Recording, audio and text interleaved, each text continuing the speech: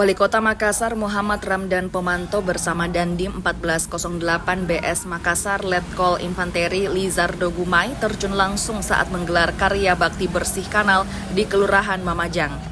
Karya bakti bersih kanal melibatkan Forkopimda, keluarga besar TNI, Polri, dan seluruh unsur Pemkot Makassar sebagai upaya mengatasi banjir memasuki musim penghujan. Dengan adanya karya bakti bersih kanal ini, Dani berharap masyarakat semakin semangat menjadikan Makassar bebas banjir untuk Indonesia.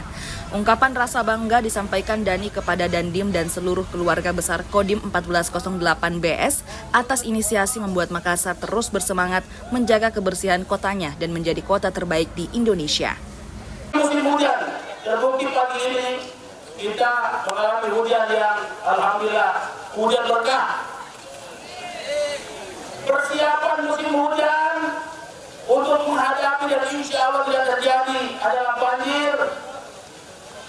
Yang pertama yang kita bisa lakukan bagaimana seluruh drainase bisa berkinerja 100%. Begitu kata teknisnya. Kanal kita bisa berfungsi secara 100%. Syaratnya tidak ada sampah di drainase, di kanal atau di sekitar drainase itu.